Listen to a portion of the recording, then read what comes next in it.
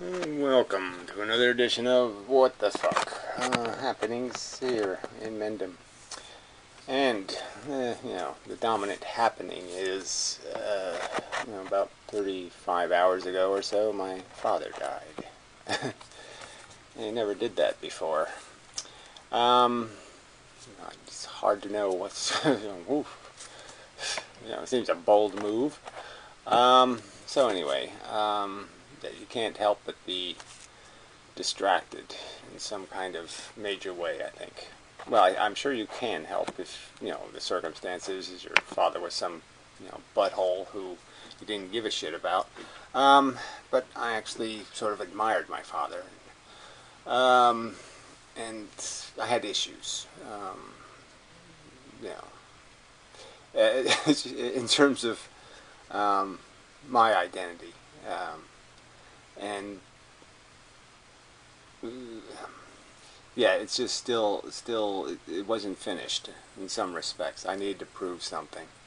And I had some past sins to make up for and that kind of stuff. And, I was hoping to accomplish that through the physics stuff and whatever, but it didn't happen in time, so I'm quite disappointed in that. So, where was, I'm not gonna make a video. Well, maybe I am.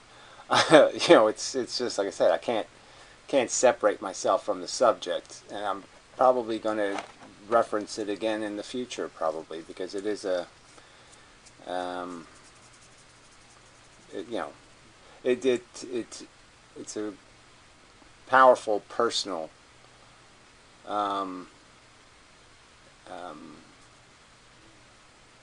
bit of knowledge that you gain through life, these personal things, and they're great metaphors for the real world, the rest of what's going on in the interactions between human beings, and this whole definition of character and what a human being should be and all of that kind of crap, in my opinion is kind of, I had it in my personal life.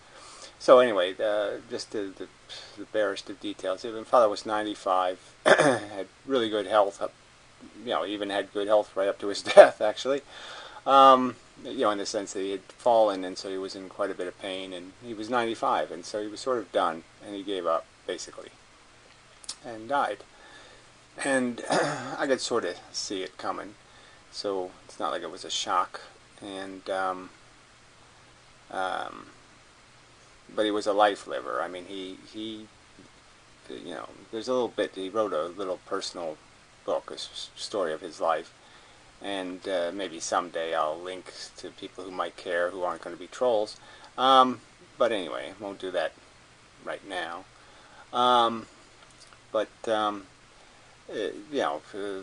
Little line, not dwelling on the past was one of his things, and he did live that way. He was exactly, we were a lot alike, except we were exactly opposite in the sense that I worried about everything and he worried about nothing. But he wasn't at all reckless.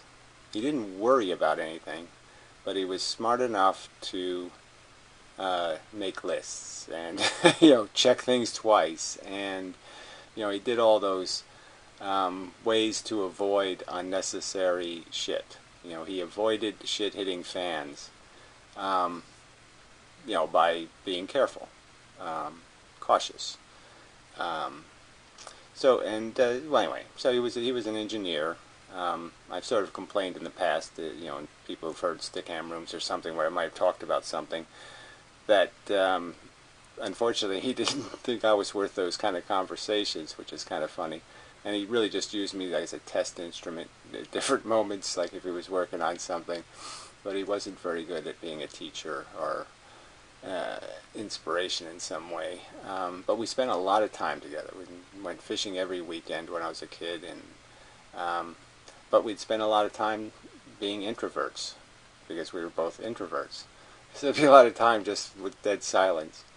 Or he'd go left and I'd go right, and then we'd meet up and drive back home. But there was a lot of time spent, and but yeah, he just didn't kind of think I was worthy of a higher conversation. And I suppose some of it was, you don't want to bring your work home. Maybe it's just, blah blah about, thinking about work things when he's on his off time. But anyway, yeah, there's just so many little things. You can just go through all this mush and how it affects you and all that stuff. So, I'm distracted. I guess that's all I can say.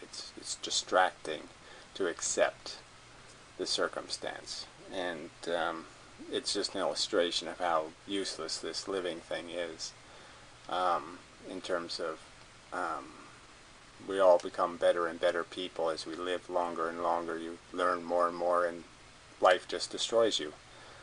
So as you're starting to figure out how to play a good game, they kill you, which is really just idiotic. Nobody should accept those as rules. Too stupid. Do over. Don't do over. Don't even pretend it's worth messing with. So, I did sort of get my parents to admit they made a silly mistake in having kids, and it was just, no brains involved, and all of that crap. And so, but my father was a life liver, and he did live his life. He loved a good meal, and, he laughed in a very subtle way. He didn't laugh in a, ha ha ha ha ha kind of way. He just kind of snickered at a lot of stuff. I guess sort of the shit I do, except he would do it a little more than me. I mean, he was a little more, but he laughed easy. And he laughed at satires and, just the shit that happens to you. You go to open a jar of pickles and it spills all over you or something, he'd laugh at that. So he was a little bit of a little sadistic in that sense. But he was, yes, you couldn't phase him, not in any hard way. You couldn't slow him down or stop him with stuff happening. So he'd be very good in an emergency room or something. You couldn't phase him, where everything phased him. So, like I said, that's sort of the dominant thing, is the dominant difference. I guess, one of the most admirable things is he was just such a straight player. And not, yes, there was some rigid conformity to how he viewed things. He was a conformist. But yes, he played an honest game. I mean, he's the kind of guy you could trust. When he was in the Canadian Navy, he was the guy in charge of, the booze, and the guy who had to burn the code books. Because, he's the kind of guy everybody would know ain't going to cheat. And you could trust. He was one of those kind of people. He said, I'll be there at 5. He was there at 5, that kind of thing. No bullshit. Whatever. Not a schemer in that sense. A schemer beyond playing a good game. And that's what he liked. He liked a good game. And he played whatever, 4th level bridge, and, he loved crossword puzzles, all that kind of stuff. I mean, he was, he liked a good competition, good game. So good meal, good game, good nap, and, that's how he lived his life. And he did a lot of it, and he didn't, like I said, he wasn't bludgeoned by the usual crap people get. He did have a little bout of prostate cancer, but, had a few little radioactive seeds, and, well, no problem. I'm just saying, whatever difficulties he ran into, he got through them well, and survived it all well. A little skin cancer, a little this, no big deal. So I'm just saying he wasn't hit with something monstrous. And then the irony is he, smoked cigarettes for 40 years, Luckies. Worked in a chemical plant, worked in, ore mines, tons of dust. Kind of amazing, that he had such good health, considering he was, lived in crap. He was also burned by acid, 3rd-degree burns over like 80% of his body, and hot acid, 800-degree acid. Anyway, so and it seems like it was nothing. you know, I'm sure it had to be something, but he talked about it as if it was nothing. He even wrote about it as if it was nothing. So he definitely didn't dwell on negatives. That you could say. So there's lots of stuff to say. I guess that's why I'm sort of compiling some things to say. you know, but none of them are really going to get to the issue for me. Which is, I guess, I mean, part of my psychology is it's like my parents didn't do anything wrong. They just maybe didn't do anything right. When it comes to raising kids, or raising me anyway. And I mean, that's sort of excessive to say they didn't do anything right, because that sounds like everything was wrong. But, like I said, the inverse is they really didn't do anything wrong. I mean, there was nothing horrifically horrible. It's just that whatever it wasn't something that gave me any comfort, let's say. And, eased my mind about the tightrope I was walking, and saying, why are you pushing me on a tightrope? I don't want to walk tightropes. Whose idea was this? And they were just experienced tightrope walkers. They liked it, and so they just assumed I would just tag along and say, sure, I want to walk tightropes. And I was like, no, I don't want to do this tightrope thing. Fuck it. The sidewalk, I want to sit in a bench. I don't do this shit.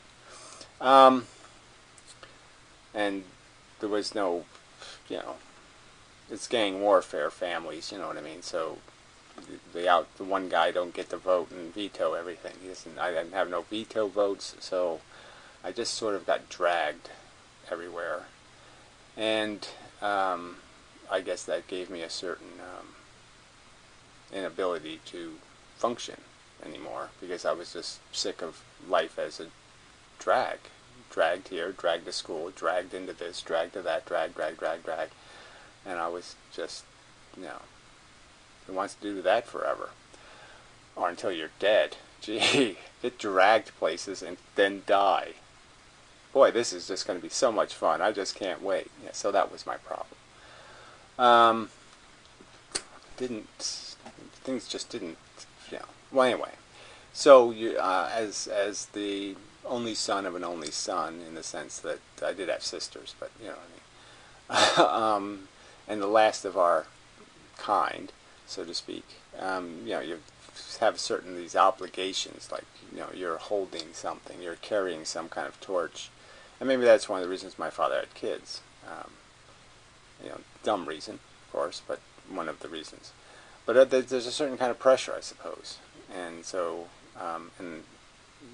so I that's definitely part of my psychology. I don't like that it's in there, but there's a piece of my psychology that wanted my father to have some sort of genuine respect for me. And I'm not saying he didn't like me. I'm just saying I was too defective. I was too abnormal. And just, like I said, it wasn't like he was wrong in terms of unaccepting or in any way negative. But, there was no sense that it was all right either. So, nothing to demonstrate, the fact that I needed it. And, so anyway, so that's what's going, that's my problem. A son's problem. It's sort of the other great news is my mother's dying, so it's going to be it's just a fun year. Anyway, it's just no. But it's just whatever. Yeah, I just say 1980 was a really bad year. When Reagan got elected, and everything did go bad that year. I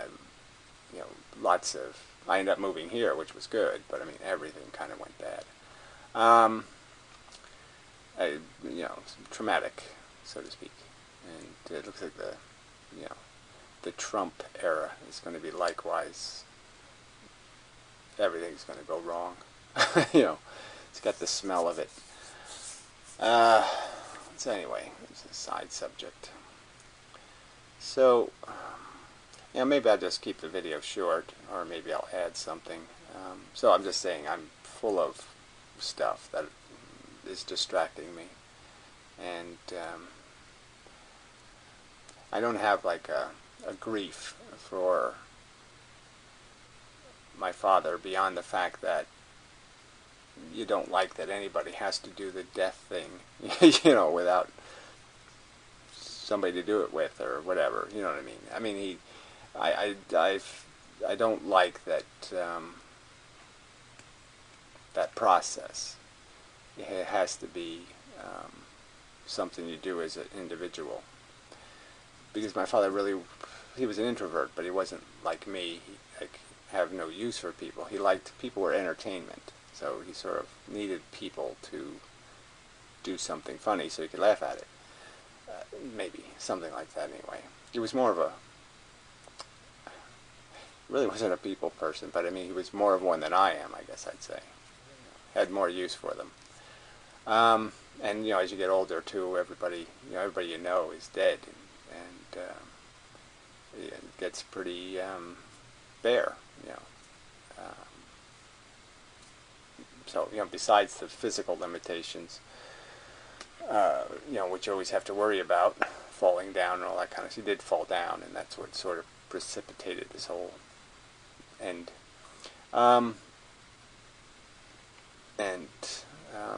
Yeah, so you know, it's hard to put words to.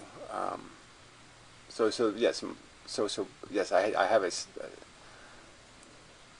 You know, in spite of the fact that he was very competent living life, you still worry for somebody going through the dying process. So there's some grief in just the fact that he had to, you know, walk that path to nothing, to being nothing, which can't be you know, it's got to be difficult, you know. So there's some grief for that, but beyond that, there's nothing to grieve in terms of, you know, he had a really, he got a good hand in life, you know, got a good cards to play, and so he could play a fun game. He didn't have to play a game, as he says. He never lived in poverty or this or that, or I mean, he really had he had cards to play with. He wasn't, you know, out of the game by what he was dealt. He was dealt a pretty good hand. And so not too much to complain about there. So not too much to grieve. He wasn't shorted anything. You know, I mean, at 70 is when he wrote his autobiography, basically conceding he was done. And, you know, and he lived another 25 years. So, can't complain, so to speak. So yeah, I don't have like a, you know, that kind of grief. But yes, I grieve from my end that I just didn't have a chance to demonstrate that I wasn't the clunker he might have thought I was. Like I said, you know, I was intelligent, but yeah, he just, you know, couldn't relate. And nobody, it's very hard to relate to. Somebody says, I have an anxiety disorder. And you're like, you know, what's that? You know, what the fuck are you talking about? You know, they don't relate to it because they don't really understand what it is to feel sick every day and find everything nauseating and irritating, because that's not how they live. Anyway, yeah, so I'll, you know, maybe add something. I wanted to say more about all that, but it's really hard to put it, arrange it in sentences, because I haven't really had enough time to really deal with it. I mean, that's another part of this, is that you know it's coming, right? I mean, parents getting old, you know they're going to die. But you really can't do anything until it happens. You're not, you know, that's when they're dead. What the fuck? That's not right. That's not how the world should be. they've always been alive, right? My whole life, my father was alive. No, he shouldn't be dead. Dead is not the proper function. And and it is it startles you, in spite of the fact that you were ready for it. I suppose this was just a bad timing. I mean, as much as it's, I mean, it's not up to my, you should die for my convenience. There were periods where I was more probably able to just, oh, okay, yeah, I knew that was going to happen, blah, blah, blah. Because I was in some better state myself. So I was stronger, or some other kind of word you could use. No, I was more distracted, let's say. But I haven't been more distracted lately, in the sense that I have been totally despondent, and it's so it's just the perfect opportunity to. I'm easy to knock down. I'm easy to be affected, because I'm not standing on any kind of hard, real ground. So I guess that's all part of this. But at any rate,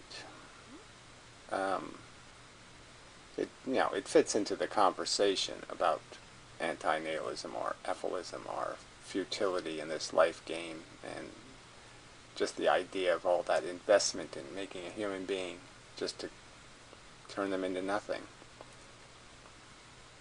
Absolutely nothing, maybe. Because everybody who does remember them is dead, and everybody who does know them is dead, and that kind of thing. And so they're just barely exist, as a person. And see, I have this watch that was my grandfather's watch, and then it was my father's, and now it's my watch. And so you have that kind of thing, like, okay, they're still alive as long as somebody knows this was my grandfather's watch. They're still a person, that was, and had experiences, and lived a life. But it's funny that that's all that we, that's it. Once somebody doesn't know that's my grandfather's watch, that's sort of it for my grandfather. And he didn't have his father's watch. So his father is already lost to the pages of Nevermore. But even that whole Nevermore thing, as I've pointed out, it's Nevermore for the, this unique configuration of exactly the same stuff. But I mean, there's no Nevermore for the fact that the basic idea of a introvert, or the basic idea of a honest man, or the basic idea of somebody playing a good game, those people will just keep arising and make another watch and be processed through the machine, comfortably or uncomfortably. That's, I guess, all it comes down to. And everybody will focus on the ones who do it comfortably, and they'll just keep ignoring the ones who do it uncomfortably. That kind of thing. Keep just dragging them along. Shove them in the trunk. They're annoying with their complaining. Just throw them in the trunk. That's essentially the attitude. The victims are to be dragged behind the party car. Ooh, that's a good metaphor. That's exactly what's going on. Just the victims are annoying. Tie a rope to their foot and throw them out of the convertible. So we can mock them when we get to the destination and irritate them some more and torture them some more for our fun. Really quite sadistic. So, so anyway, I'm okay. I mean, I'm not all, oh, my father's dead. But I'm not okay in the sense that I really needed this, and I'm just pissed that I wasn't able to pull it off. I needed credibility. Just for like I said, just to give me just to resolve the kid inside of me, the little kid who's still living inside of me, who feels like he let his father down. It pisses me off.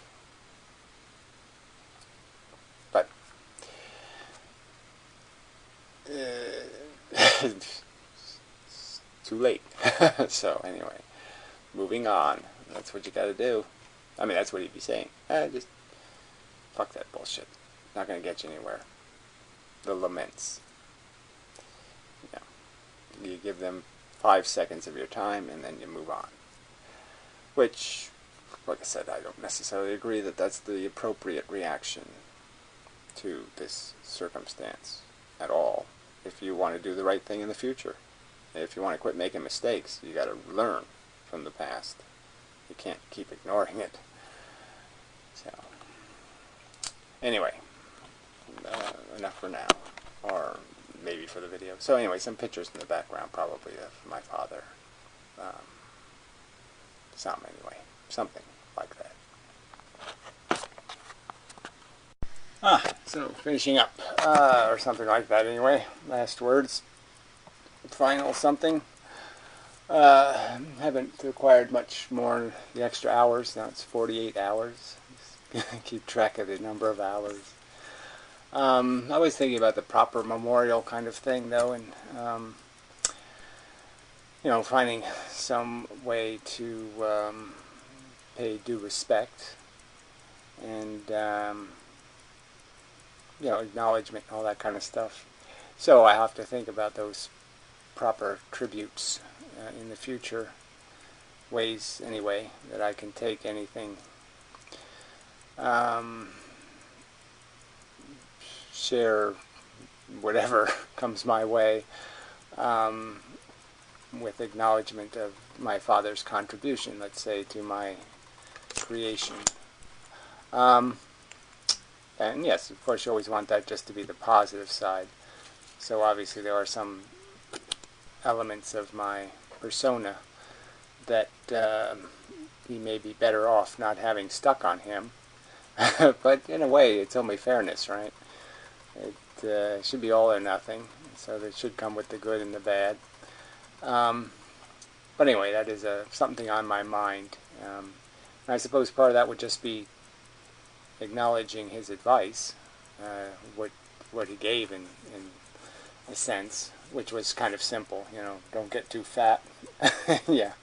Don't take any wooden nickels. I mean, it really was, actually have some of it. I might as well go look and see what exactly it says. That's not the right page. Anyway. Don't get overweight. Have a good physical exam every year. Well, yeah, I don't know any. I have to find some chicks willing to do that. Take daily exercise, the equivalent of a 2-mile walk. So he did do that. So that's why falling down wasn't a good thing, because it stopped that. Eat a variety of healthful foods. Well, he was a meat eater, and just about every dinner had meat in it, I think. But like I said, he also, he obviously had a better constitution. So I guess if you have a weak constitution, you'd probably have to do a lot better than just this. Keep an eye on the things that are out to get you. So that's probably the key thing. Don't be reckless or impulsive. Think about it. He was definitely somebody to do that. Can't say I would agree with every thought he had, but he did go through the process. And when he did do something, he planned it. I mean, he didn't just say, let's do it. No, he thought about what the possibilities were and had plan B and plan C and that kind of stuff. Not saying he didn't have a lot of circumstances where he got lucky, because he probably did. But he was unlucky too, and he got through it.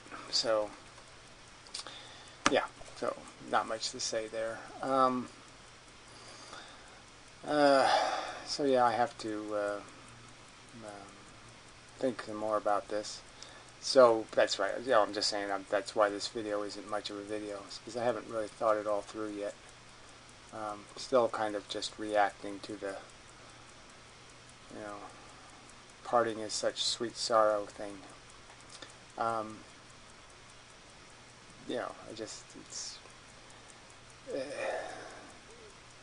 is painful to acknowledge that you're never going to hear his voice again or anything. Ever. It's over. I mean, he's not a participant anymore. You know, it just doesn't, it's not the same game. It's a different game with him in the world than without him in the world, and that's just a fact. And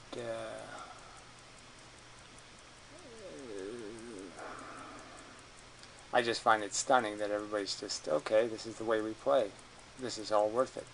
This is the way you want the game to be. It's okay this way. Not really. Yeah. No, sorry, I don't get you. No. Not good enough. Not even close. And so even though he was a player, I still say he didn't get it. He didn't. It's not good enough. You know, he got ripped off. Even though he got it good, still not good enough. Deserved better. And that's just the. Agree or disagree, I don't really give a shit. Yeah, it just seems kind of obvious to me. So I don't think there's, like I said, there's probably not much point in me trying to be profound, because I just don't have the perspective for that yet, or maybe never will. Like I said, most of it is issues with my own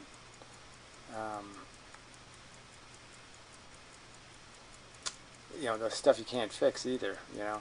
It's the part of me that was broken when I was, you know, 10 years old, and I can't go back and fix the 10-year-old, and you really can't fix it now because I'm not 10 anymore. So it's, you know, it's just, those kind of things just don't get fixed. But it would have just gave me some cheap comfort to have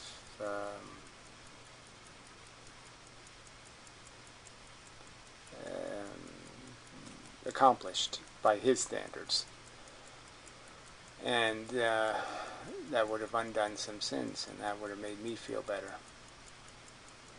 But that's, you know, too bad. Yeah, ain't gonna happen now. So that's my lament, a big part of my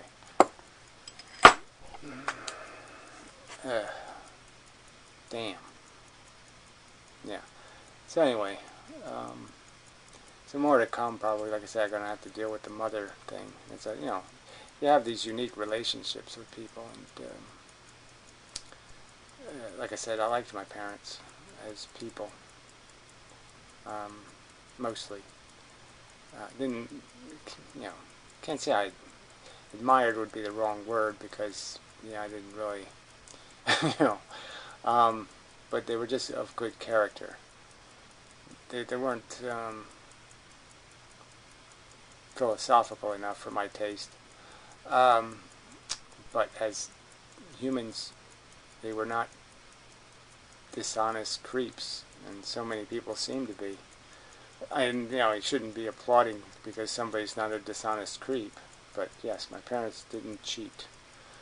They weren't drunks, they weren't sloppy, they weren't, they tried to do the right thing, and especially for their kids. And it's hard to fault that. But that's another one of those mostly things, because, yeah, you know, they also aspired for their own interests and dragged their kids along. You know, no doubt about that.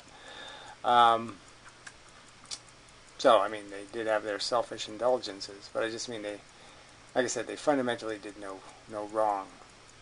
They might not have done things as right as they could, but, you know, I'm just saying I don't have any issue. You know, there's no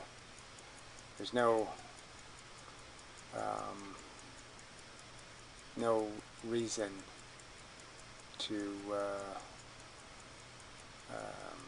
not value them, to think they deserved anything less than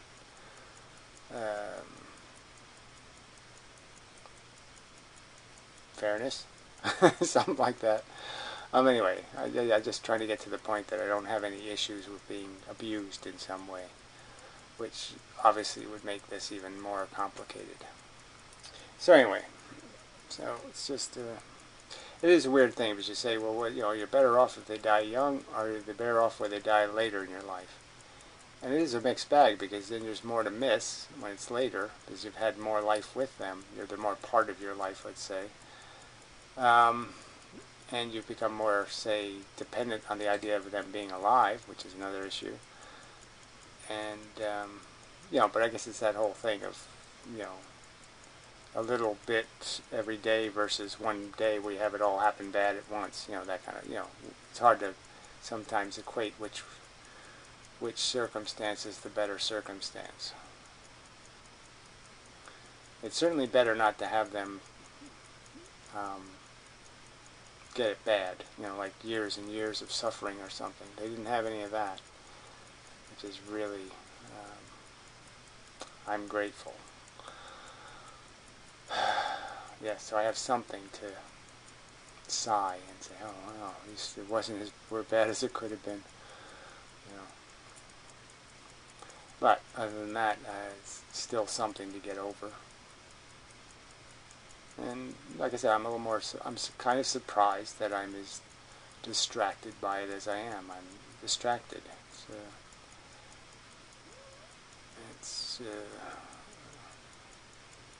I don't like it. But then again, the other part of me is saying my father wouldn't like me to waste any time not liking it. So you're almost being insulting to his memory if you waste time not liking it. But I'm not a big fan of this whole every day is a new day kind of crap anyway. So yeah, I know that's what he lived by, but it ain't really. It's just more opportunity for our... But anyway, enough. It's just weird times. I keep saying that, but it's just a strange time in my life. Moving up to 500 number on these what the fucks, and they're getting what the fuckier. I'm feeling more what the fuck. What the fuck. I'm feeling it. So anyway.